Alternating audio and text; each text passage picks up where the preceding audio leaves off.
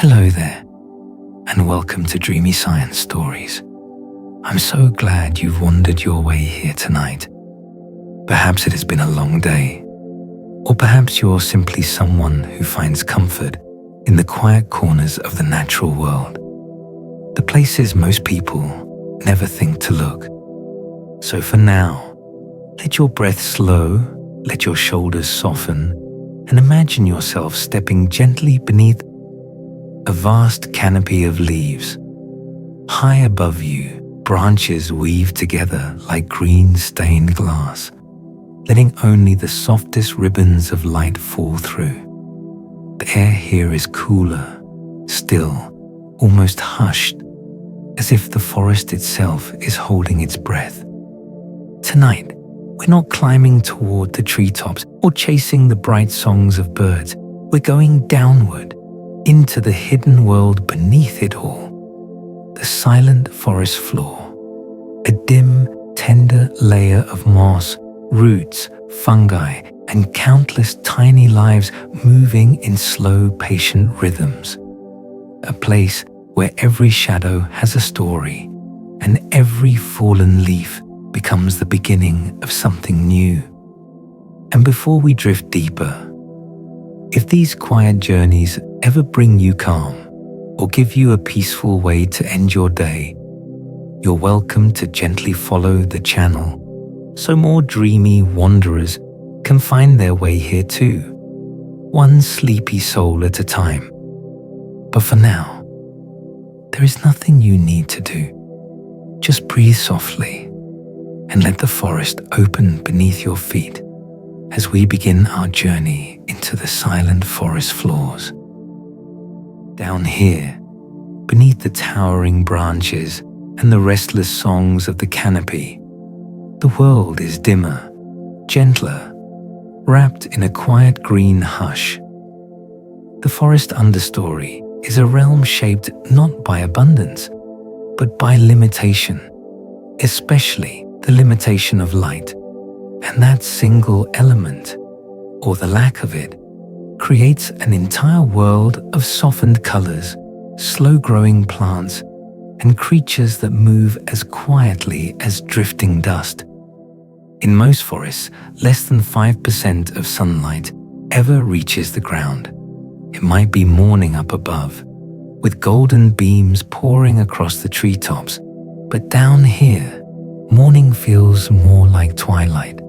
The canopy filters the sun into something muted, like a lantern wrapped in silk. What remains is a thin, silvery glow that settles on the moss and leaf litter like a soft breath. Plants that choose to live here have learned to stretch their lives around that scarcity. They're specialists of the shadows, masters of squeezing meaning from the faintest trace of radiance. Their chlorophyll, those tiny green engines of life, is different from the chlorophyll of their sun-drenched cousins in the open fields. Shadow optimized, it clings to every photon, catching light the way a still lake catches the last glimmer of dusk. Where bright light plants bask and burn, understory plants whisper and wait. They sip light rather than drink it, their chemistry tuned to a softness most plants could not survive. And yet, even in this dim quiet, miracles of brightness still appear. They arrive in brief, trembling moments called sunflecks. A sunfleck is nothing more than a stray beam slipping through shifting leaves above. It might last 3 seconds. It might last 12. But those few seconds are enough to power a plant through hours of growth. If you could slow time and watch closely, you'd see tiny leaves almost lean toward it, an instinct carved over millions of years. Entire energy budgets hinge on these flickers of brilliance. For understory plants, a sunfleck is not a luxury. It is a lifeline, a brief kiss of warmth that keeps them alive long after the light has passed. To catch such fleeting gifts, many understory plants have shaped their bodies into quiet marvels. Their leaves grow wider and thinner, like open palms reaching toward the sky. These delicate surfaces are nature's light catchers, soft, broad, and almost translucent. If you were to hold one to the light, you'd see a lacework of veins spreading like rivers on a map, guiding each captured photon deep into the plant's slow, patient heart. Some plants, though, cannot rely on wide leaves or gentle chemistry alone. They time their entire existence to the rhythm of the canopy, or rather, to the brief moments when the canopy has not yet fully awakened. In the earliest days of spring, before tree leaves unfurl and cast their heavy shade, a soft flood of sunlight spills onto the forest floor. For a few short weeks, sometimes less, this world brightens, and in those small windows, flowers rise. Trilliums, spring beauties, anemones, tiny petals in pale pink and white, bloom with a haste that contradicts the slowness of their home. They race the season, opening and closing their delicate structures before the canopy returns to shadow. It is a dance between time and darkness, between opportunity and restraint. These blossoms are the forest's quiet reminder that even the dimmest places can know moments of brilliance. Down here, even photosynthesis unfolds differently. What happens in sunlit meadows in a rush happens here at a pace that feels almost sleepy. Light trickles in rather than pause, and so the plants respond with a kind of slow-motion alchemy. Their cells open and close gently. Their sugars rise and fall like tides. Their growth stretches across months and years, not days. The understory breathes in a time frame all its own. And because light touches so little, the air itself takes on a different character. Cooler, stiller, heavier, as though it has settled into the folds of the forest and chosen not to rise again. Warm air climbs toward the canopy, but here, beneath layers of leaves, the temperature holds steady. It is a place where even summer afternoons feel like early morning, where every shift of warmth or chill moves softly and slowly. Wind, wild and sweeping in the open, rarely reaches the forest floor. It thrashes the treetops, shaking branches into wild dances, but by the time it descends, it becomes something gentler, thin, like breath. Understory plants lean just slightly, responding not to gales but to whispers. It is why spiders can spin webs across open paths without fear of them tearing apart. Why moths can rest on stems without being blown away. Why leaves fall straight down, not sideways, landing softly like feathers. But though the wind is quiet, the understory is not starved of water. Instead of rain alone, these plants drink from fog and dew, the silent sources of moisture. At dawn, when light is only beginning to settle between the branches, droplets condense on moss, bark, and leaf edges. Tiny beads gather like pearls on a string, shining softly in the dim green light. Moss drinks them instantly. Fungi absorb them through threads finer than hair. Small flowers take them in, drop by drop, storing them for the warm afternoon ahead. Fog too drifts slowly between trunks. So quiet, you may not notice it unless a shaft of light catches it at just the right angle. When fog settles, understory plants open themselves like soft cups, letting moisture cling to their surfaces and sink inward. Even on days without rain, the forest floor glistens with borrowed water. Tree trunks, standing in tall stillness, become vertical highways of scattered light. Instead of glowing from above, some beams of sunlight bounce off bark, illuminating one side of a plant, while the other remains in shadow.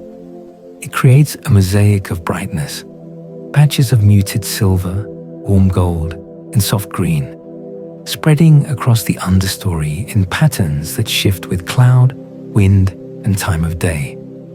If you watch closely, you can see the forest paint itself anew every few minutes. Mosses, those soft emerald blankets draped across rocks and fallen logs, have their own quiet relationship with this dim world. They don't chase light the way taller plants do. They chase water. Moisture is their guiding star, their compass. A moss bed may look uniform, but it is a tapestry woven from micro-decisions, tiny stems turning toward the dampest corner, smallest crevices holding the softest moisture. They sense humidity with a precision that almost seems like intuition. Where light falls only occasionally, moss thrives simply by following the path of dampness. Here in the understory, microclimates shift not by meters, but by centimeters. A single stone can cast enough shade to cool the earth beneath it. A fallen branch can trap humidity on one side while letting the other stay dry.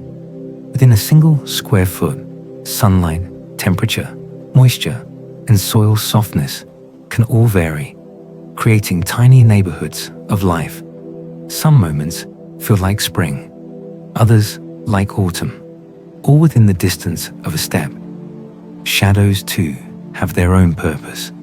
They carve the forest into ecological rooms, small spaces where certain species thrive and others rarely enter. A shadow behind a rotting log becomes a haven for salamanders. A darker corner beneath a cluster of ferns becomes a hideaway for beetles. A thin slice of half-light near a leaning trunk becomes a corridor for ants and spiders.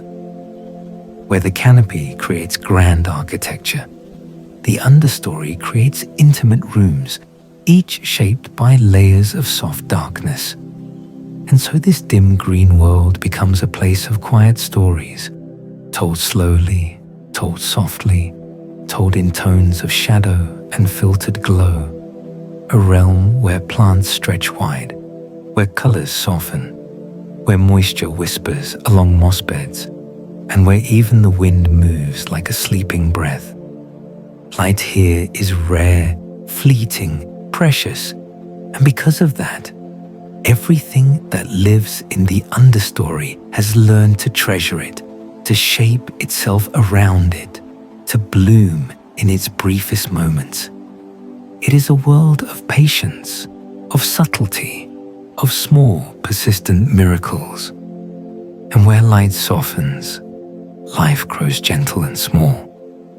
Down here, in the dim green world beneath the great canopy, life moves differently. It pulses softly. It breathes at a smaller scale, in gentler rhythms, in footsteps so light they barely leave a trace. While the treetops above are alive with birdsong and sunlit drama, the understory is a stage of whispers, a place where even the tiniest creature becomes a part of the forest's slow heartbeat. If you sit quietly enough, long enough, letting your senses drift low to the moss and the leaf litter, you'll begin to notice them. The residents of the forest floor, small and quiet, yet essential, ancient, and deeply intertwined with everything that grows here. The first to appear may be the shrews and voles, darting between roots like flickers of warm breath.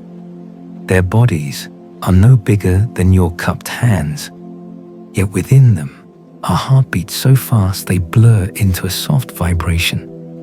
A shrew's heart can beat more than 1,000 times per minute, a pace that feels impossible in a world as serene as this. They burn through the darkness, tiny sparks of life, searching for seeds and insects with noses that quiver like trembling leaves. A vole, plump and gentle-eyed, moves with a quieter urgency. Where a shrew is frantic energy, a vole is a soft hum, content to tunnel through moss and nibble bark in slow, deliberate mouthfuls. Together, these creatures form the quiet mammalian undercurrent of the forest floor. Small, swift, unseen by most, yet woven tightly into everything from seed dispersal to soil renewal. But the understory's true jewels often gleam only when the light hits them just right. Hidden beneath leaves, resting against fallen branches, live the forest floor beetles, tiny beings with shells so polished they might as well be made of enamel or gemstone. Some shimmer like drops of oil. Others glow in metallic greens, blues, or deep reds that look like embers under dim light. These colors aren't for display. They're the result of microscopic structures bending what little light reaches the forest floor. Even when the world around them is subdued and muted, these beetles carry a quiet brilliance, a reminder that beauty doesn't need sunlight to be bold. Around them, moving with a slow certainty, you might notice the long, many-legged bodies of millipedes, nature's tireless recyclers. They do not hunt or hurry. They roam in gentle curves, curling and uncurling like segments of living rope.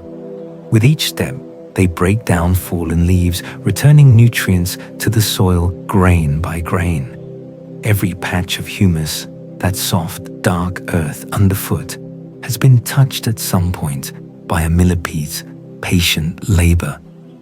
They are the quiet caretakers of decay, transforming the forest's past into the foundation for its future. As dusk settles or fog drifts in low, another caretaker emerges, the snail, gliding silently across the damp earth. A snail's journey is slow enough to seem motionless at first, yet look closely and you'll see the delicate shimmer of its mucus trail, catching faint light like a silver thread on the ground. Snails are the nighttime gardeners of the understory. They graze gently on algae, fallen petals, and young shoots, shaping the delicate balance of plant life. Their presence is subtle, a missing leaf edge here, a soft curve of chewed moss there, but these tiny edits accumulate, sculpting the forest in ways few ever notice. Where moisture gathers thickest, beneath rotting logs and stones still cool from the night, you may find one of the understory's most secretive inhabitants, the salamander. Smooth as polished stone and cold to the touch, salamanders thrive in the shadows where humidity stays high and light stays low. They breathe through their skin, a delicate exchange of air, water, and life that ties them to the earth as intimately as roots are tied to soil.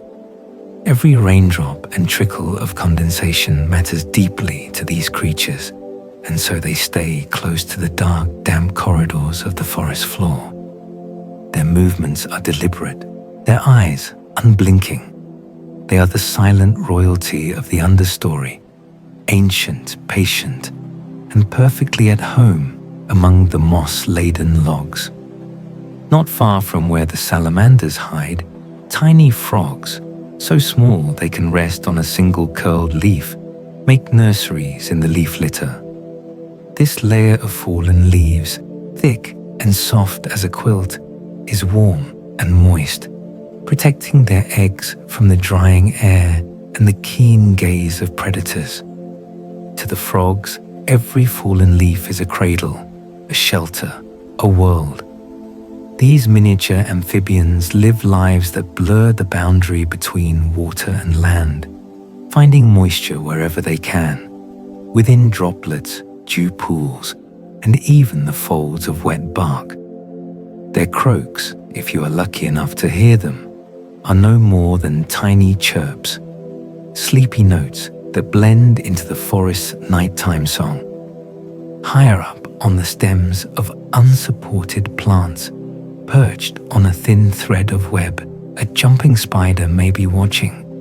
These spiders do not spin wide, passive webs. They rely on sight, slow, deliberate, astonishingly precise vision to track the world around them. Their eyes shine like black pearls, multifaceted and deep. To them, everything on the forest floor is a soft, moving tapestry. They tilt their heads as if pondering, leaning forward in little pulses, their movements curious rather than threatening. A jumping spider sees the small world with an intimacy few creatures possess, and the understory is their cathedral, vast compared to their size, intricate, full of paths and vantage points. If you remain perfectly still, you may also catch the flutter of a moth passing near your ankle. Some of these moths are masters of disguise, mimicking the exact look of a dead leaf, from its curled edges to its uneven brown patterns. When they land on the forest floor, they vanish entirely, indistinguishable from the fallen foliage. Predators looking for a meal see nothing but debris. Only the moth's faint breathing betrays the illusion. Their mimicry is so uncanny that even seasoned naturalists sometimes mistake them for inanimate objects. To survive in the dim green world is to blend into its quiet patchwork, and these moths have perfected the art. Deeper in the understory, where moss grows in thick cushions and fallen branches lie soft with age, certain birds choose to nest. Ground nesting birds are specialists in invisibility. They build nests from the forest itself. Threads of moss, strands of dried grass, feathers faded to the same smoky green browns as the surrounding earth. Spotting one requires more than sharp vision. It requires attention to stillness. A slight swell of moss, a subtle shift in texture, a pair of eyes glimmering low to the ground. These birds raise their young in the quietest corners of the forest, where footsteps are muffled by leaf litter and the air trembles with nothing more than the soft heartbeat of the earth. Not far from these nests, running like faint scars across the forest floor, are the deer trails. Some look like simple indentations in the earth, but each one has been carved by countless careful steps. Deer do not wander aimlessly in dense forests. They follow the same narrow routes day after day, weaving through tree trunks with a fluid grace that leaves barely a sign behind. To the untrained eye, these paths disappear. To the forest, they are highways, used not just by deer, but by foxes, raccoons, and sometimes even humans who sense, without knowing why, that the ground is slightly easier to walk on here. These trails are quiet reminders of the forest's long memory, paths written not on the surface, but in the rhythms of moving bodies. Beneath your feet, in a world even more hidden than the understory itself, another set of quiet workers is busy. The earthworms. Their bodies move through the soil like soft, living threads. They tunnel and turn the ground, mixing air into the earth and pulling fallen leaves deep underground. Every handful of rich forest soil contains the history of thousands of earthworm journeys. Long, looping trails through the dark. They reshape the land one breath, 1 inch, one tiny grain at a time.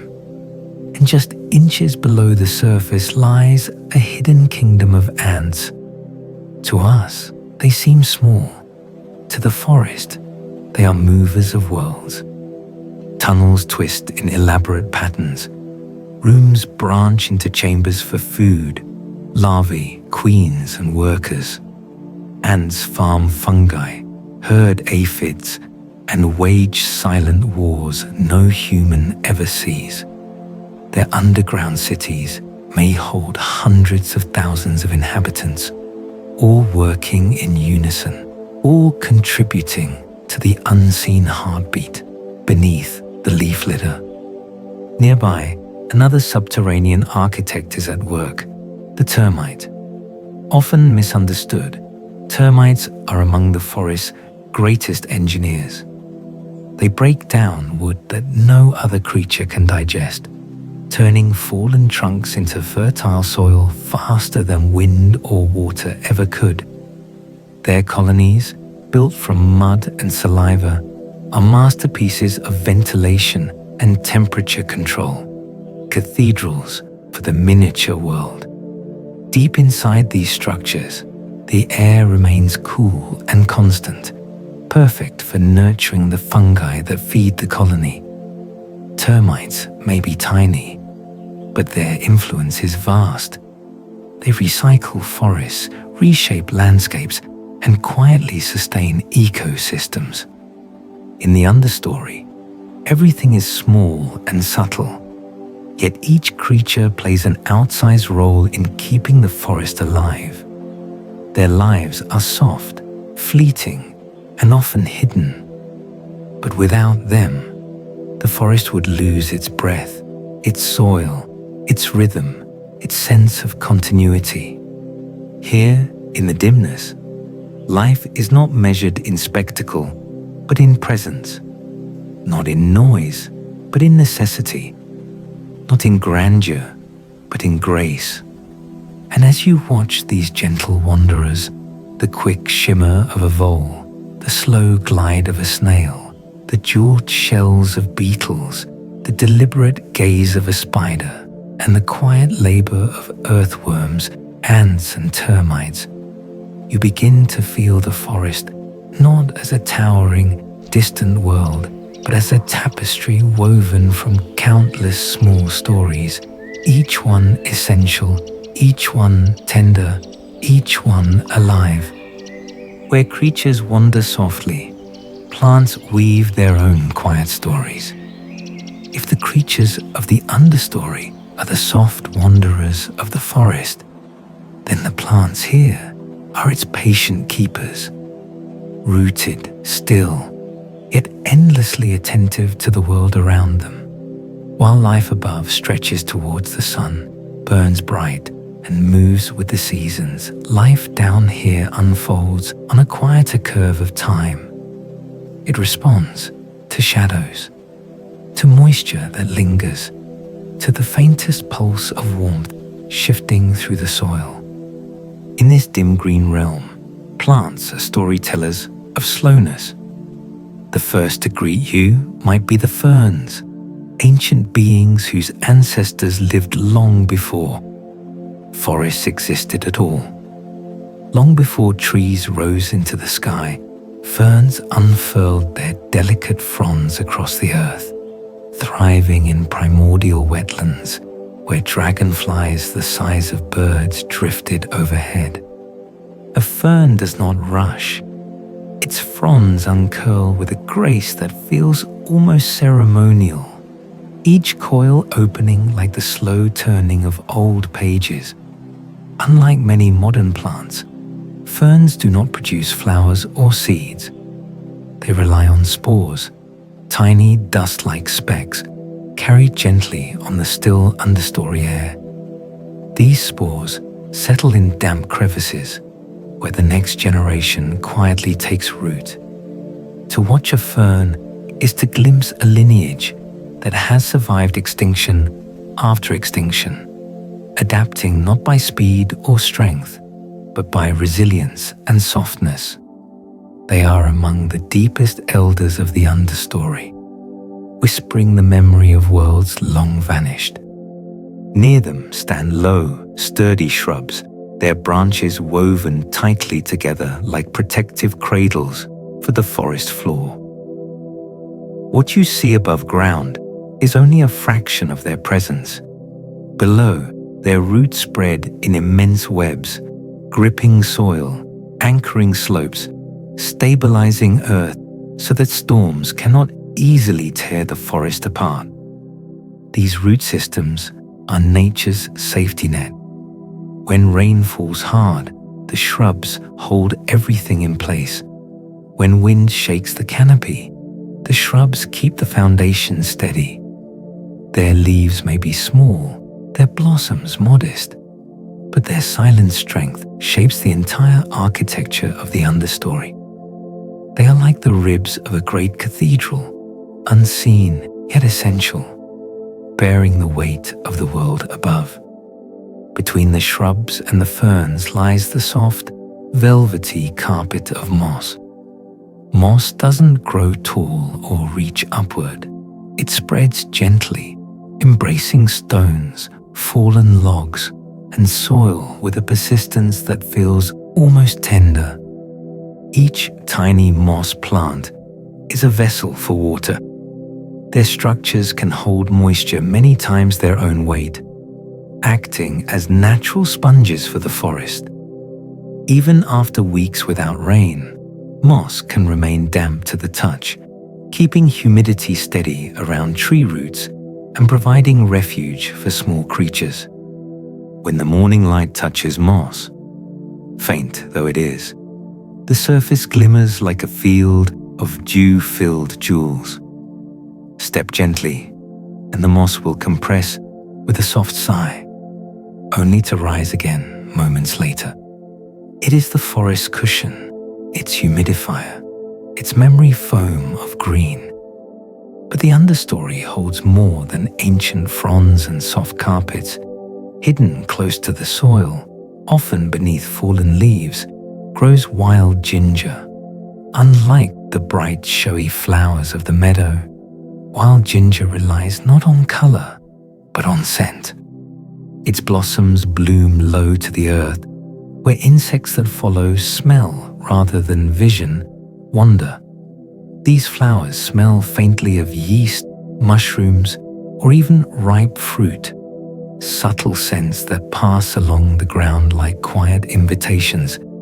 Instead of reaching toward bees and butterflies, wild ginger calls upon small ground-dwelling insects, inviting them to carry pollen in slow, earthy paths. Wild ginger's strategy reflects a truth of the understory. When light is scarce, beauty shifts, colors fade, but fragrance flourishes, and life adapts in ways both clever and unexpected. Elsewhere, slender saplings gather in silent anticipation. These young trees may wait decades, sometimes an entire century, for a single gap of sunlight. Patience here is not simply a trait, it is a survival strategy. Each sapling survives on the barest flickers of light, conserving energy, growing just enough to remain alive, but rarely enough to rise. When an ancient giant above finally falls, perhaps to wind, perhaps to age, a window of brilliance opens. Sunlight pours through, rich and warm, and the saplings surge upward in a sudden, silent race. Some will reach the canopy, others will return to the forest floor. Such is the rhythm of the understory. Long waiting, brief opportunity, and a lifetime shaped by light that comes in rare, precious fragments. Many understory plants have adapted so deeply to shadow that their chlorophyll grows darker and richer, like emerald velvet. This dark pigment allows them to capture even the tiniest trace of illumination. To human eyes, these deep greens glow softly, as though lit from within. shade-only plants create a palette that feels both subdued and luminous, a quiet symphony of green tones humming beneath the forest canopy. Some of the forest's most elusive treasures hide right beneath your feet, the orchids. Many people imagine orchids as bright tropical flowers clinging to high branches, but some of the most delicate species live here, nestled within the leaf litter. They reveal themselves only occasionally, sometimes blooming once every few years, their flowers rising like tiny lanterns from the shadows. These ground orchids may be no taller than your thumb, and their blossoms often last only days. But in those days, they transform the forest floor into something magical, almost otherworldly. If you happen to see one, you're witnessing a rare moment in the life of a plant that spends most of its existence hidden, quiet, and unnoticed. Beauty here prefers solitude. At your feet, you might also notice club mosses, which resemble miniature forests themselves. Each stem is like a tiny evergreen tree, scaled down to the size of your fingers. Looking at them feels like peering into a doll-sized landscape, a whole world of trees beneath the world of trees, repeating the architecture of the forest on a smaller, dreamlike scale. Club mosses, too, are ancient. Their ancestors once grew taller than humans, towering in prehistoric swamps. Today, they remain small, but their lineage carries an echo of that ancient grandeur. And winding through these miniature landscapes are the understory vines. They spiral slowly, so slowly it would take hours for you to see the motion. Wrapping themselves around trunks, roots, and branches, they do not climb with urgency, they rise with patience, sensing light gradients and moisture like subtle cues in a long, unfolding dance.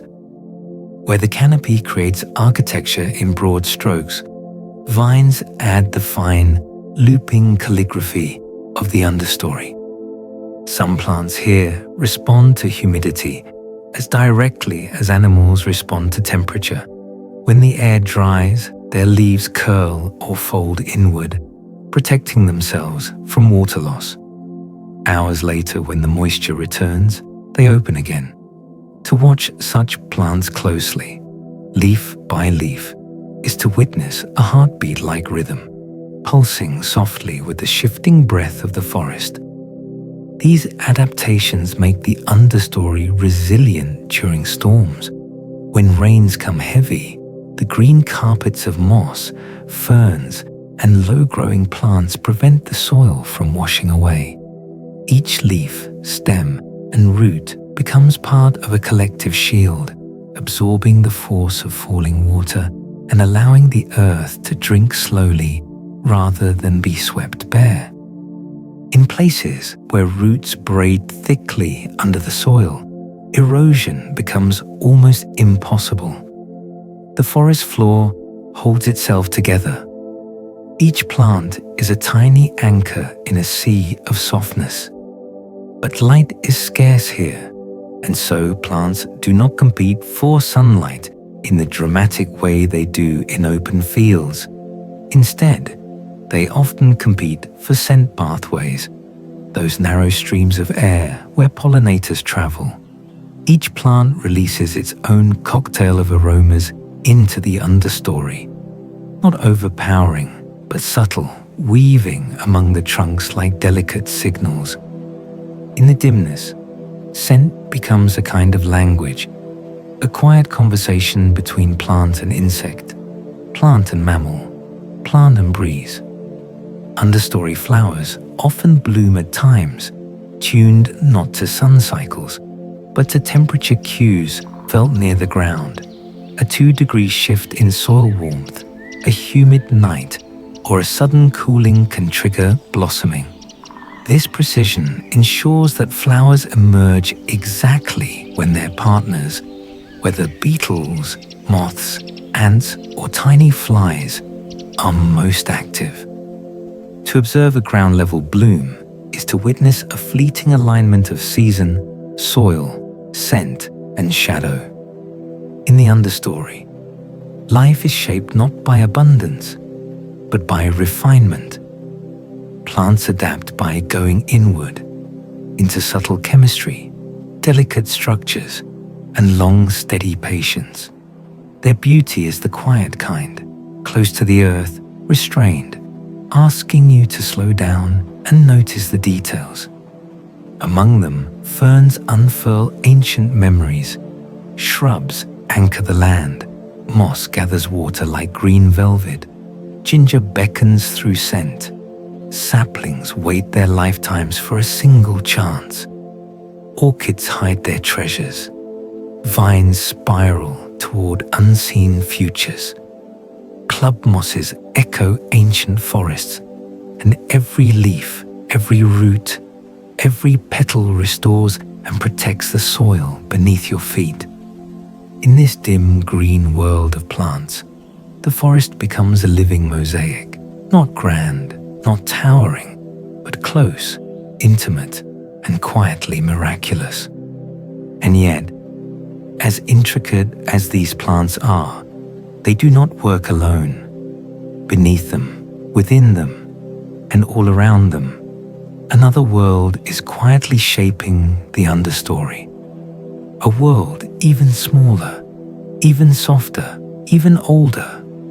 But the true engineers of this world are even smaller. If you kneel down, letting your fingers drift across the forest floor, you will feel it. A soft, layered quilt made from seasons upon seasons of fallen leaves.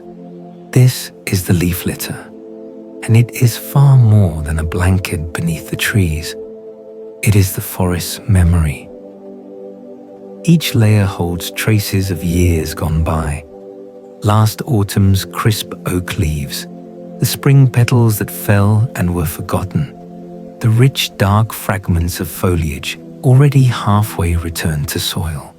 Every fallen leaf is a story, and together they form a record deeper and more detailed than any history written by humans.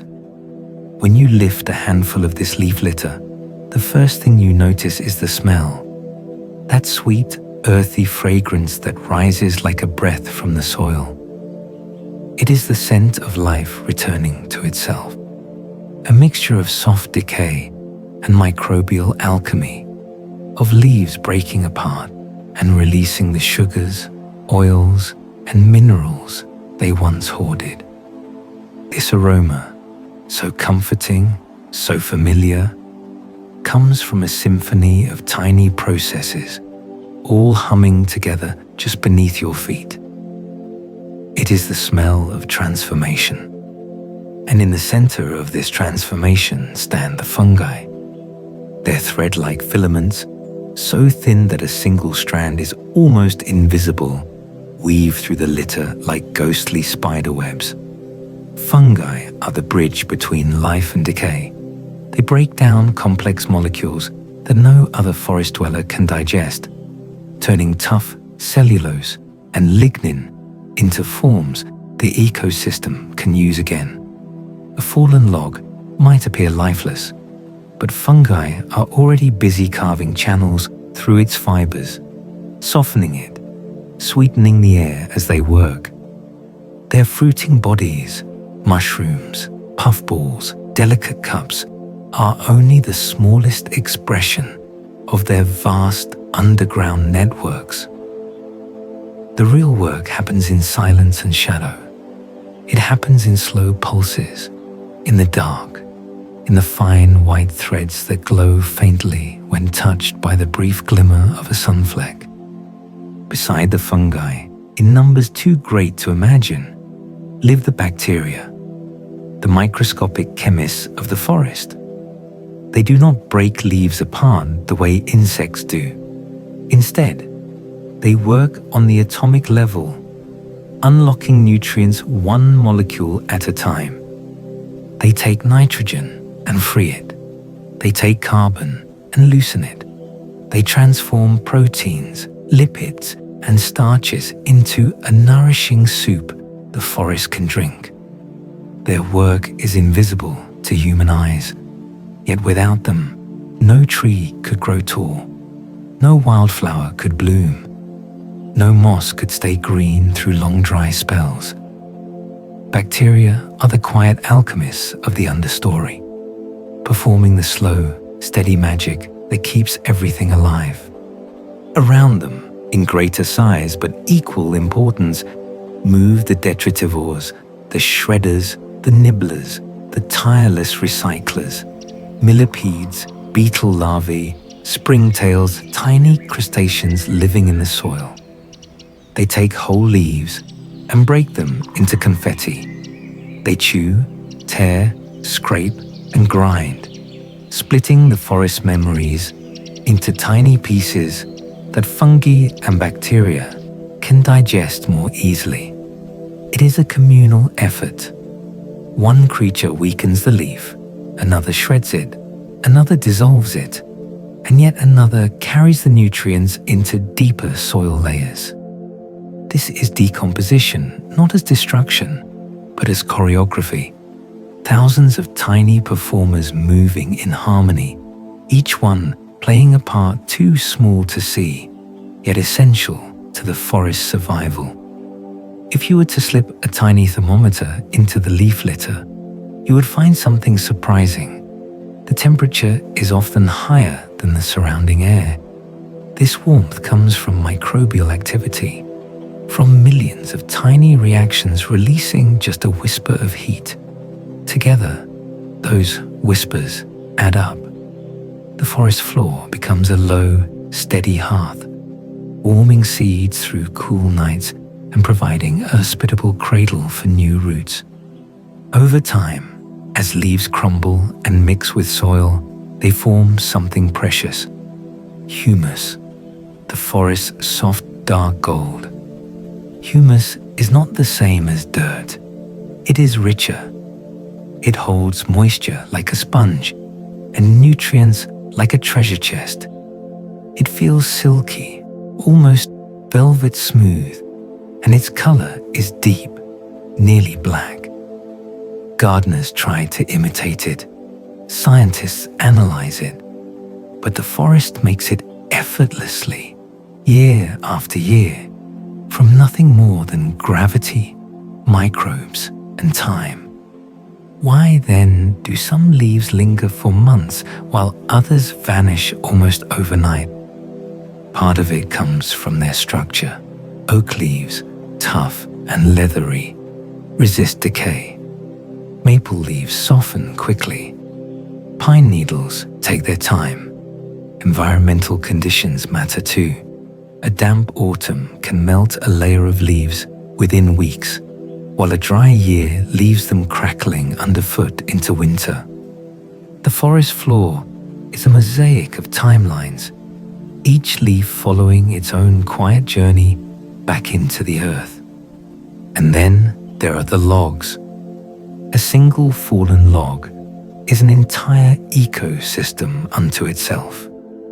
Inside the cracks and softened bark, you'll find salamanders resting in the cool dark, pillbugs curling into tiny armored beads, beetle larvae tunnel through the wood's inner corridors.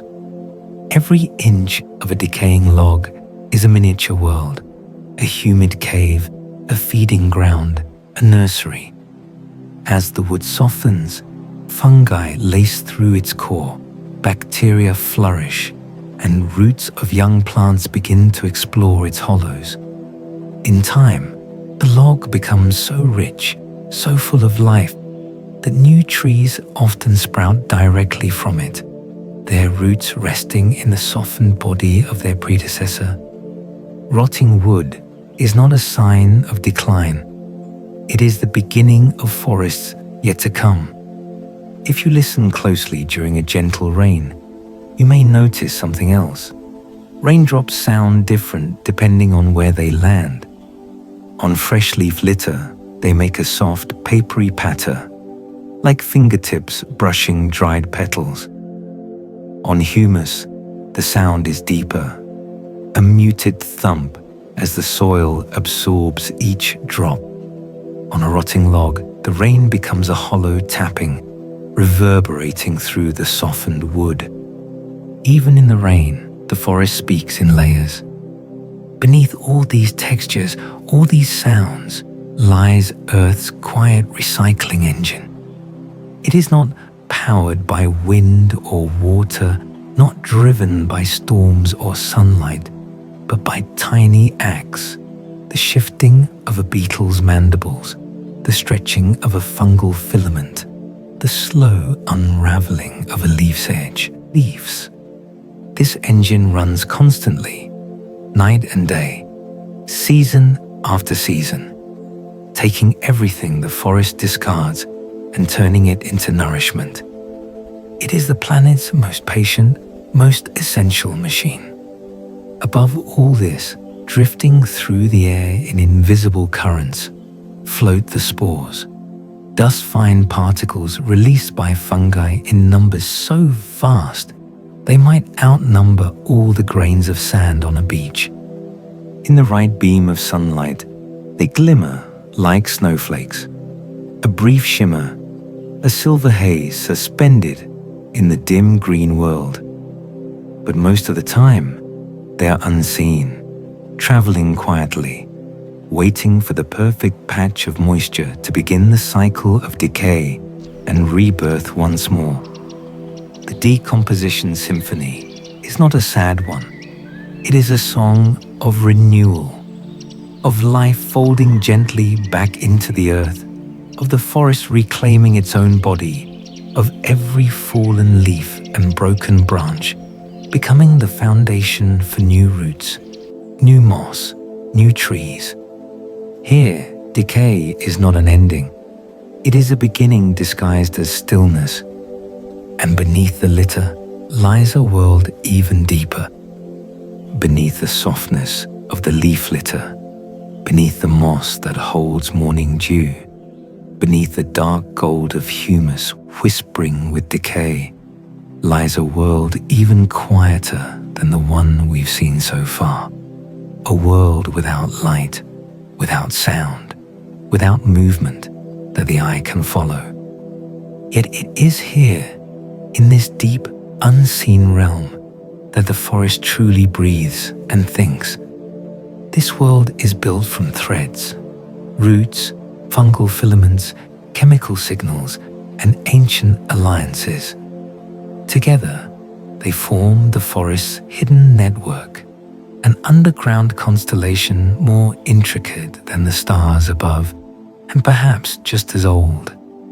If you could slip below the soil without disturbing a single grain, you would find the mycelium waiting for you. Thin, pale, branching endlessly, mycelium spreads like a ghostly frost across the darkness, a network so vast that it can connect entire hillsides. It is often called the forest's quiet internet, a living information highway woven from threads finer than spider silk. Through it, the forest sends messages, shares resources, warns neighbors of danger, and distributes nourishment where it is needed most. Each strand of mycelium seeks moisture, touches roots, wraps around stones, and listens. Above this hidden web stand the trees, tall, silent giants whose lives unfold across centuries. But their survival depends not only on sunlight and rain, but on the underground commerce happening just beneath your feet. Trees trade carbon and nutrients through this network. A sunlit tree might send its surplus sugars downward, feeding the mycelial threads that nourish it in return. A shaded seedling, starving in the dimness, may receive carbon delivered from an older, healthier neighbor, a gesture of quiet generosity offered in the dark. This trading is not chaotic. It is measured, responsive, guided by need. When drought looms, trees release chemical signals through their roots and associated fungi, warning others that water is scarce. In response, nearby trees may tighten their stomata, reduce transpiration, or adjust growth to conserve moisture. When herbivores begin to feed on leaves, signal chemicals pulse downwards, traveling through root and mycelium alike, alerting the forest to brace itself. It is communication at the speed of life, slow to humans perhaps, but swift and urgent for a being whose heartbeat is measured in decades. Roots themselves possess a strange sensitivity. They feel the soil around them, detecting the presence of neighbors, stones, nutrients, and even the chemical signatures of kin and stranger. When one tree's roots sense another's, they may shift direction subtly, curving away to avoid competition. Other times, especially between related trees, their roots may entwine gently, sharing pathways, offering stability. This is why the forest floor rarely becomes tangled in root battles. The competition happens silently, chemically, with roots reading the soil like a textured map, a world of gradients and signals. But the most remarkable relationships occur not between trees, but between trees and fungi. Tree roots form alliances with mycorrhizal fungi because the fungi can do what roots cannot. Their threads reach far smaller spaces, extracting nutrients from grains of soil, dissolving minerals through chemical whispers, unlocking phosphorus and nitrogen trapped in difficult forms. In return, trees share the sugars made from sunlight. It is a partnership born of mutual need and deep time, a handshake of molecules, a quiet pact that has lasted for more than 400 million years. Through these alliances, carbon moves through the soil in steady, purposeful flows, carbon highways that feed shaded seedlings long before they can make enough sugar for themselves. A tiny maple, no taller than your ankle, may be nourished by an entire network of older trees until it is strong enough to grow on its own. Without this support, many seedlings would wither in the shadows long before they tasted direct sunlight. And when a tree dies, its story does not end. Mycelial chemistry turns the tree's decay into nutrients that ripple through the network, a slow blending of endings into beginnings. Carbon, once held tight in living wood, seeps outward into soil, into fungi, into the roots of nearby plants. The fallen become food for the living. In the underground world, nothing is wasted. Death is not an interruption in the forest story, but the next stanza. Old trees, still standing, often do something even more extraordinary. Through root grafts, they fuse their roots with those of younger neighbors. These grafts allow trees to share not only nutrients, but even water and defensive chemicals. Some call these older giants mother trees, not because they nurture in the human sense, but because they act as steady anchors, buffers for sudden drought, pillars of stability when storms shake the soil. Even after their own canopies have begun to thin, they keep feeding the young, helping the forest maintain continuity across generations. Between these steady flows of carbon and water, the soil itself pulses with movement. After a rain, nutrients travel through the earth in soft waves, nutrient pulses carried by moisture to where roots and fungi wait with quiet hunger. Calcium, magnesium, nitrogen, and countless trace minerals flow like gentle currents through the dark. To the forest, a rainstorm is not simply weather. It is a message, a release, a blessing. It is the moment the underground world awakens, filled with renewed motion. If you could hold a single strand of mycelium between your fingers, you would barely feel it. Its thickness is just a fraction of a hair, so thin that light slips through it as if through mist. Yet these fungal threads, in their delicate multitudes, lace through the soil in networks that can extend for miles. They are fragile as breath, yet strong enough, in unison, to bind together the life of an entire forest. Roots too move with purpose in this dark world. A root tip can sense gravity, helping it distinguish up from down in a place without sunlight. It detects moisture gradients, curling gently toward damp soil, pulling the plant toward life-giving water with a sensitivity that feels almost like instinct. Everything underground moves carefully, without haste, guided by chemical cues and ancient memory. And then, within the mycelium, something happens that scientists are only beginning to understand. Electrical-like pulses travel through the hyphal threads, not thoughts, not words, but signals, patterns of subtle voltage shifts that may convey information about food sources, damage, environmental change. It is as though the mycelial network hums quietly to itself, encoding its knowledge in tiny flickers, the way neurons fire gentle sparks in a sleeping mind.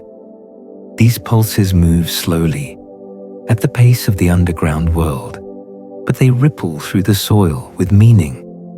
Messages passed between distant parts of a single fungal organism, or between fungi and the trees they embrace.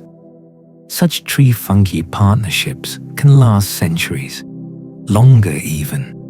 A forest may rise and fall above them, but the underground alliances remain, steady, persistent, as constant as the slow drift of time.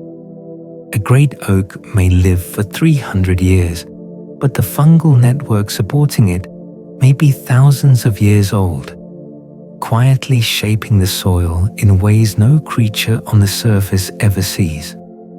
Together, this hidden world forms a system of such subtlety that to fully grasp it is to feel the forest breathe under your feet. A system where roots listen to one another, where fungi send whispers through the dark, where nutrients glide like soft currents, where young trees are fed by the old, where death folds into life through delicate chemistry, where every grain of earth is part of a story still unfolding, and where, if you lean close enough, you might sense that even the stones, quiet, unmoving, ancient, hold their own place in this great web. In this quiet web, even stones whisper. If you were to slip your fingers gently into the forest floor, past the moss, past the leaf litter, past the soft threads of humus, you would feel the world begin to change. The soil grows cooler, denser, older, each inch downward, holding more memory than the one before. Down here, the earth is an ancient book, and its layers are pages written in minerals, roots, and the quiet drift of centuries. Every color, every grain, every faint fragrance carries the story of a climate long past, a storm forgotten, a season that once breathed warmth into the roots of trees, now gone. The topmost pages are loose, airy, touched by decomposition, but deeper layers become compact, darker, more finely woven. These layers hold secrets of time, the way tree rings hold years, not in circles, but in strata, laid down by the slow settling of leaf, water, and stone. Within these layers, minerals begin their slow, patient labor. Some release nutrients in a matter of months. Others take centuries. Tiny, imperceptible dissolutions where rainwater uncurls bonds between atoms and frees food for plants grain by grain. Quartz, feldspar, kava, mica, the building blocks of granite once born from molten rivers, break down into sand, clay, silt. Each mineral offers something different: potassium from feldspar, iron from hematite, magnesium from olivine in scattered fragments. The forest dines on these minerals so slowly that the process feels less like erosion and more like gentle geological giving. Clay, the finest of these fragments, holds water long after the rain has passed. Its tiny particles cling to moisture so tightly that even the hottest summer day cannot quite coax it away. To roots, clay is a reservoir, a quiet, faithful keeper of water, an anchor that remains cool to the touch long after the surface has dried. Sand, by contrast, offers breath. Its grains are too large to cradle water for long, but they create space, room for roots to move, for insects to wander, for air to slip into the soil's deeper chambers. Sand is the forest's lung. It allows oxygen to reach the hidden threads of roots and fungi, preventing suffocation in times of heavy rain. And then there are the colors of the soil: subtle browns, soft reds, ochres, a quiet palette painted by iron and manganese. Where iron oxidizes, the earth blushes rust red. Where manganese gathers, it deepens into charcoal shades. These shifts reveal ancient flows of water, the rising and falling of groundwater, the breath of the earth recorded in its pigments. Sometimes, if you look closely at a handful of earth, you will see tiny crystals, glimmering faintly even in the understory dimness. Little flecks of quartz or mica catch what little light filters through the canopy and reflect it like crushed stars. These microcrystals are remnants of deep geological stories, fragments of mountains that once towered over ancient landscapes, now reduced to glitter in the palm of your hand. Beneath these glittering grains lies a deeper truth. Soil holds the memory of climates long gone, pollen trapped for millennia, charcoal from forgotten fires, minerals altered by ancient rainfall, even the chemical signature of temperatures that the forest itself no longer remembers. If you could read the soil the way scientists do, you would find hints of ice ages, warm periods when elephants wandered North America, dry spells that reshaped entire valleys. The ground holds all these histories quietly, never speaking them aloud, yet offering them in its composition, layer by layer. Despite all these records of change, one thing remains constant beneath the understory: temperature. Just a few inches below the surface, the soil keeps a steady coolness, as if holding its breath in slow equilibrium.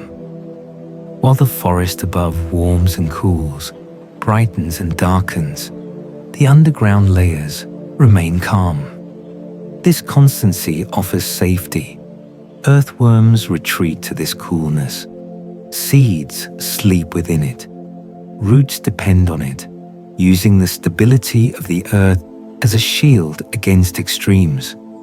Speaking of seeds, some lie buried for years, others for centuries, waiting for just the right combination of light, moisture, and temperature before they wake again. These buried seeds form what botanists call a seed bank, but the term hardly captures the quiet depth of the idea.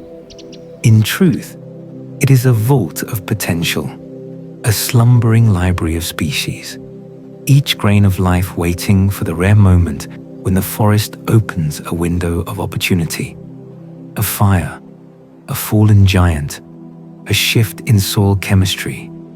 Any of these can stir the seeds awake and bring old species back into the understory's breath.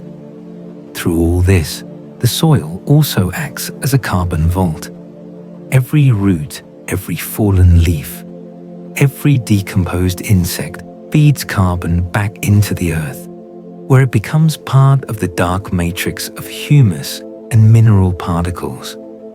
Locked away from air, much of this carbon stays underground for decades, centuries, even millennia. The soil becomes both storyteller and guardian, holding the forest's past and safeguarding its future. When roots explore these layers, they do not force their way through the earth. Instead, they widen cracks in rocks by the soft insistence of growth. A root tip is gentle, yet persistent. It presses into microscopic fractures, absorbing minerals as it goes, gradually expanding the rock just enough that water can enter, freeze, break it further. Over decades, rocks crumble into gravel, gravel into sand, sand into silt. The roots are patient sculptors. As roots move downward, they encounter soil that shifts its chemistry with every season of leaf fall. When autumn arrives and leaves blanket the ground, they slowly release tannins, acids, and minerals that change the pH of the soil. Some years bring more acidic leaves, oak, hemlock, pine. Other years, fallen maple or aspen offer softer, less acidic contributions. The soil responds to these gifts gradually, drifting on the scale of acidity and alkalinity the way a shore drifts with the tide. Even these subtle shifts affect which fungi thrive, which bacteria bloom, which plants find nourishment, and which choose to wait for a better season. As you descend through these layers, each one softer or firmer, older or younger than the last, you begin to sense how intertwined everything is. The geology beneath the understory is not separate from the life above it. It is the silent architecture that enables every fern to unfurl, every sapling to wait, every orchid to bloom, every mushroom to glow in the dark. The soil listens too. It holds vibrations of footsteps, echoes of raindrops, the hum of tiny creatures moving through its chambers. And though it does not speak in words, it records everything, every fallen leaf, every change in air, every shift in the forest's endless breathing. To walk on the forest floor is to walk on chapters of a story still being written, a tale carved by minerals, softened by fungi, shaped by roots, and colored by the eternal patience of geological time. And where soil holds memory, water writes motion. Down here, in the dim green quiet beneath the canopy, water moves in ways so gentle that most eyes never notice. It rarely rushes, it rarely shines. Instead, it lingers, gathers, seeps, evaporates, and returns again, moving through the understory like a soft memory repeating itself. The plants, fungi, and creatures who live here depend not on rivers or storms alone, but on these quieter cycles of moisture, each one carrying a small tenderness that keeps the forest alive. The first keeper of this quiet water is moss, soft, velvety cushions that line stones, fallen logs, and the bases of trees. Moss has an astonishing talent. it catches fog, not by grabbing or trapping, but simply by being there. When morning mist drifts between the trunks, tiny droplets cling to the moss's delicate leaves, slowly coalescing into larger beads that glimmer like dew-jeweled lanterns. These droplets slide downward, nourishing the soil, or they sink gently into the moss's tiny chambers where water is stored for days. Moss becomes a reservoir in miniature, a quiet guardian of moisture, drinking in fog long after the rain has forgotten the forest. Overhead, rain rarely falls straight.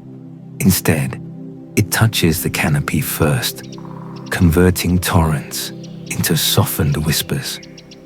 Leaves break each drop into smaller droplets, slowing them, cooling them, letting them fall like gentle drips into the understory. This makes the rain down here sound softer, a hush instead of a downpour. Not the sharp drum of water against ground, but the rhythmic tapping of drops filtered through dozens of leaves before touching the soil.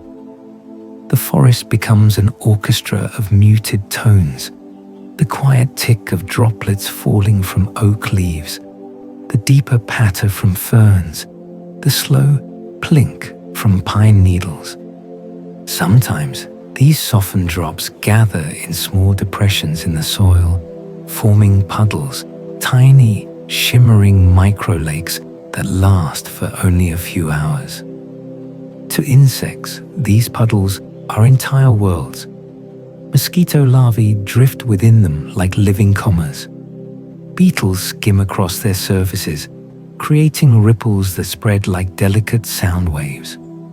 Even birds pause to sip from these temporary pools, which reflect the green canopy above like trembling mirrors. Under the dense canopy, dew forms earlier than it does in open meadows. The air cools faster down here, and the moisture clings to surfaces with quiet dedication. Leaves, blades of grass, and even spider webs catch beads of dew that glint like tiny stars trapped under the trees. Creatures who wake before dawn, frogs, salamanders, small mammals, drink from dew when no other water is available, sipping life from droplets no larger than a grain of millet. Moisture doesn't cling only to soft moss or tender leaves. It lives in the rough places too. Tree trunks, especially the oldest giants, have deep grooves and ridges in their bark. Within these creases, water gathers and lingers, held in the geometry of age. Some insects drink straight from these bark reservoirs. Small plants root there.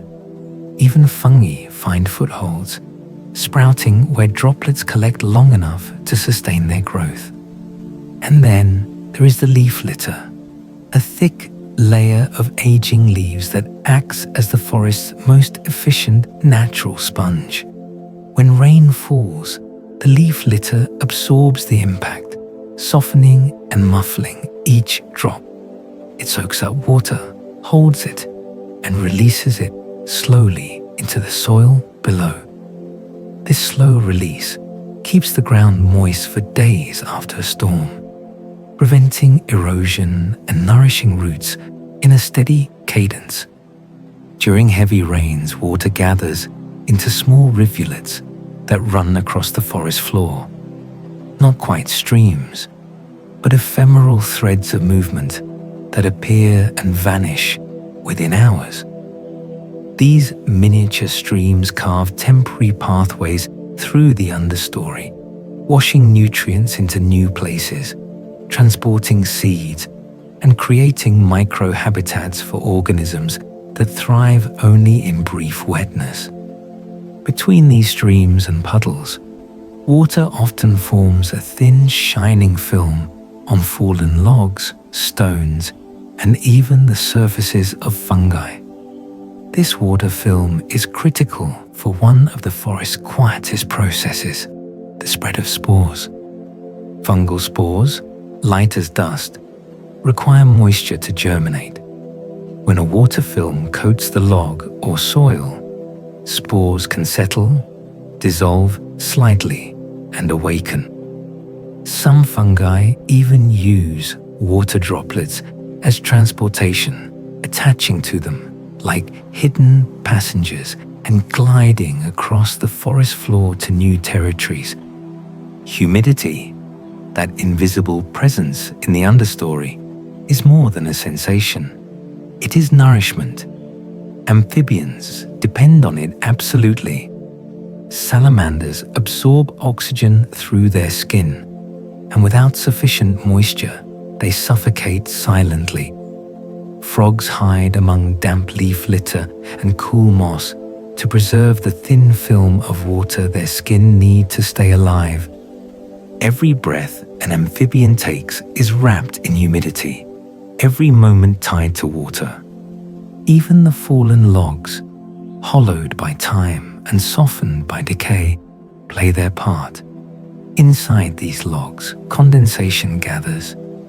The hollow interiors act as gentle traps for moisture, collecting droplets that slide down the inner walls and pool in tiny reservoirs at the base.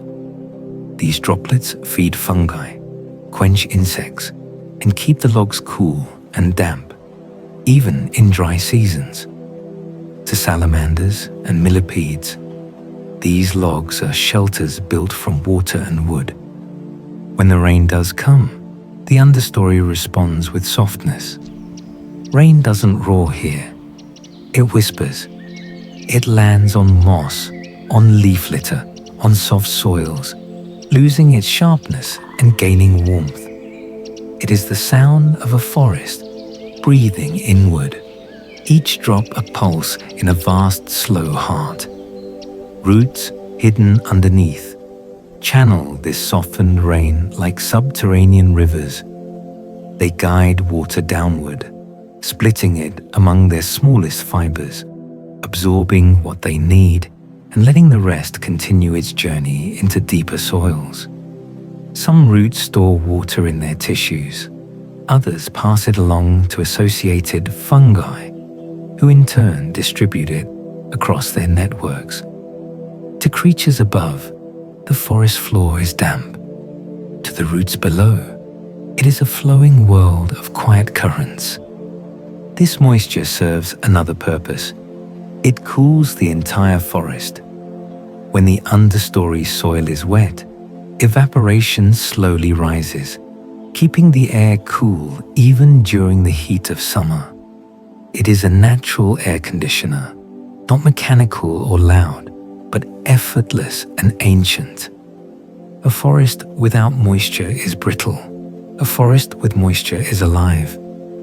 This is why the cycles of water down here are so delicate, so interconnected, so vital. Every drop has meaning. Each bead of dew has purpose. Fog, rain, puddles, humidity, and condensation work together as a quiet alliance, keeping the forest breathing, cooling its soil, feeding its moss, and holding space for the creatures that cannot live without wetness. As you walk through the understory, you may feel the dampness rise around your ankles, cool and grounding. You may hear the hush of softened rain, see the gleam of dew on a vine, witness a frog disappear into a puddle no bigger than a thumbprint. Everywhere, water moves quietly, without haste, without fanfare. Yet it holds everything together. It nourishes the fungi that weave the underground networks. It softens the soil for roots to explore. It keeps the air humid for amphibians to breathe. It carries spores to hidden corners. It shapes the forest in thousands of tiny ways, each one essential. To understand the understory is to understand its water, not in torrents, not in floods, but in the small, rhythmic motions that repeat endlessly, as ancient as the land itself. And beneath all this moisture lies a slow heartbeat of change. Time in the understory flows differently. It does not move in hours or days, or even in the familiar shape of seasons. Down here, beneath the great cathedral of branches, time moves like roots, slowly, quietly, spiraling deeper with each passing year. The forest's tallest giants were not always giants. Every towering tree began as a tender shoot on the forest floor, no taller than your hand, no stronger than a thin blade of grass. To reach the canopy, to push through the woven ceilings of leaves and touch true sunlight can take decades, sometimes a century or more. A tree's journey upward is not a sprint, it is an unfolding. Each year adds only a modest layer of height, a slight widening of trunk, a few new roots reaching cautiously outward. In the understory, growth must be deliberate. For every inch upward is shaped by competition, shade, and the rare gifts of fleeting sunflecks. But trees are not alone in this slow, steady ascent. Most understory plants have evolved to grow with patience. Light is dim, nutrients are scarce, and rushing would cost them more energy than they can afford. So they trade speed for endurance. Their leaves thicken or darken. Their stems strengthen slowly. Their roots spread carefully into the cool soil, learning its chemistry, its moisture, its stories. This is why the forest floor feels timeless. Nothing is in a hurry. Everything knows when to wait. The smallest saplings understand this better than anything. Some seedlings survive years, even decades, in deep shade, barely growing taller, living on the faintest trickle of light filtered through the canopy. They become masters of conservation, reducing respiration, thickening pigments, slipping into a quiet metabolic rhythm that allows them to live long periods in near darkness. Then one day, perhaps after a storm, perhaps after the gentle collapse of an ancient giant, a patch of sky opens above them. Light pours down like an unexpected blessing, and the seedling awakens. After years of stillness, its growth accelerates. Leaves widen, roots surge, and the quiet survivor becomes a young tree rising toward a future it has waited its entire life to meet. Across the forest floor lie the fallen, rotting logs, soft as sponge and rich with life. To the forest, a fallen tree is not an ending. It is a beginning in disguise. As bark softens and wood breaks down, the log becomes a nursery. Seeds germinate on its surface, taking advantage of the moisture and nutrients locked inside. Ferns root in its crevices. Moss drapes itself across its length like velvet. Fungi bloom in quiet bursts. Insects carve tunnels that allow water and air to enter deeper. A single log may cradle dozens of species, becoming an elevated world where new life rises from the softened remains of the old. These small worlds gain another surge of life whenever forest gaps open.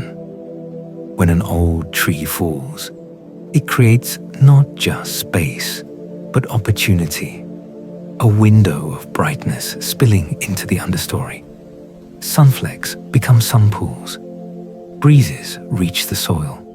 Moisture evaporates a little faster. Seeds dormant for years sense the warmth and stir awake. New plants colonize the gap, each racing to use the window of abundance before the canopy closes again. Some forests move through cycles so slow they're almost beyond human imagination. Nutrients travel endlessly, circulating from leaf to root to soil to fungus and back again. Every leaf that falls becomes food. Every fallen branch becomes shelter. Every rotting root becomes fertilizer. In the understory, nothing is wasted. Every ending is transformed into a quiet renewal. Even old roots, thick and woody from centuries of growth, serve new generations. As they decay, they leave behind tunnels, soft channels of soil that young roots follow like pathways. They enrich the earth with carbon, fungal tissue, and minerals released slowly over decades. It is an inheritance given silently, but with profound effect.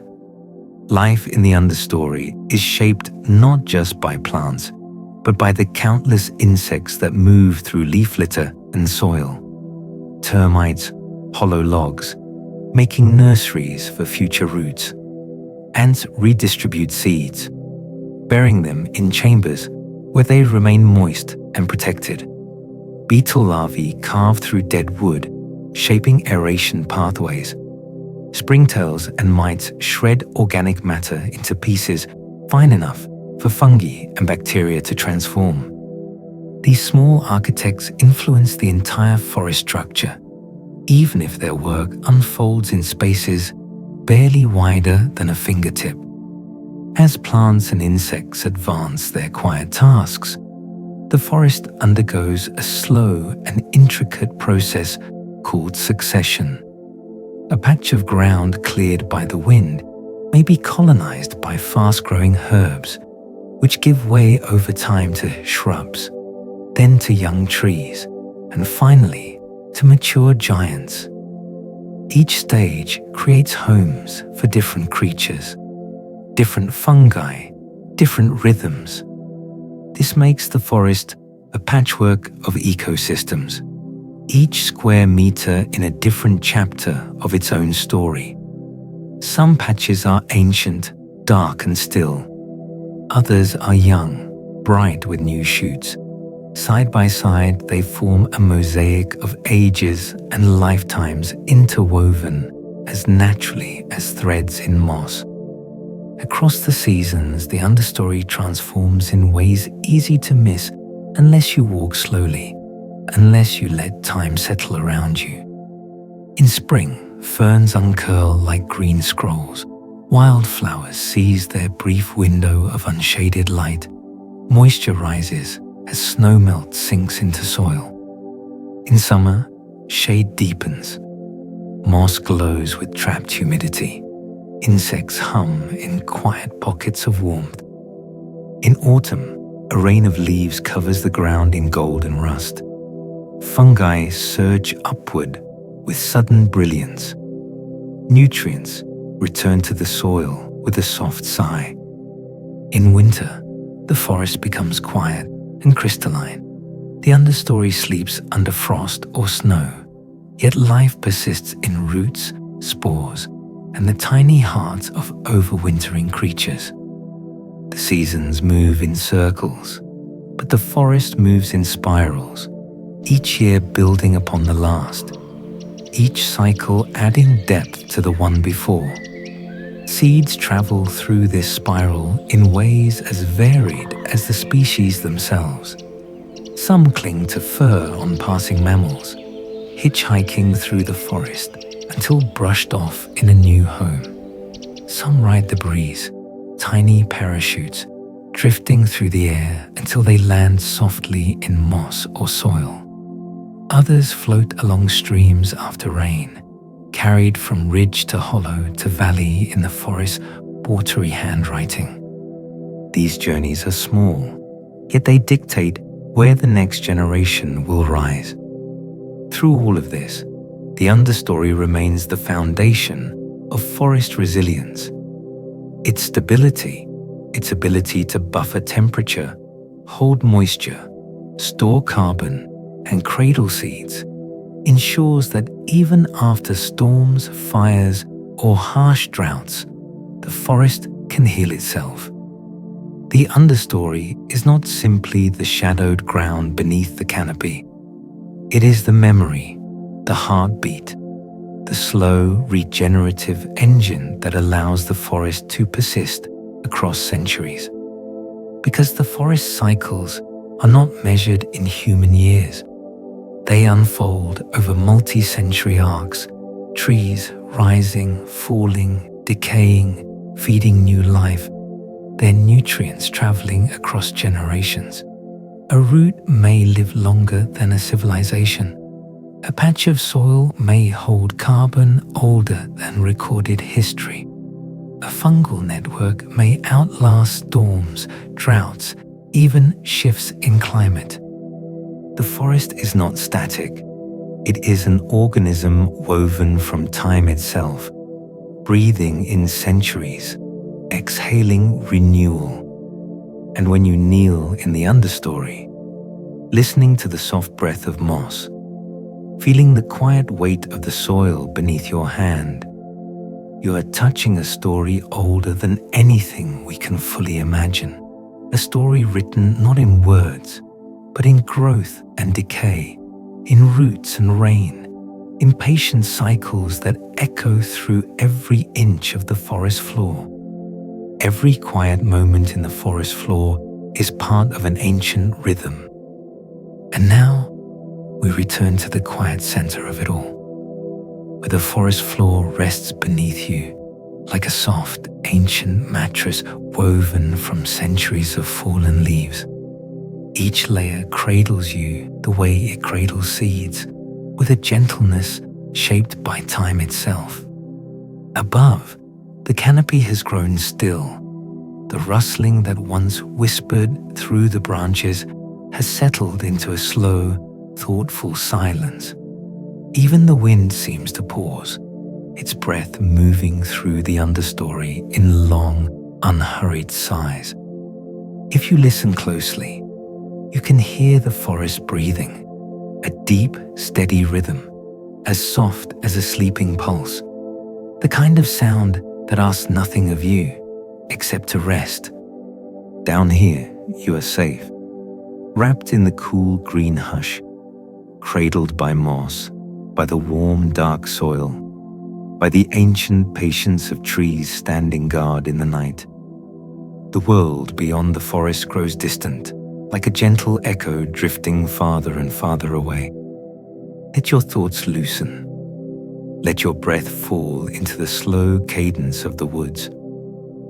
And if sleep begins to gather around you, let it come, light as fog, soft as distant rain falling somewhere deep in the forest. Thank you for wandering with me tonight. May your dreams be quiet, cool, and kind, like the heart of the forest itself.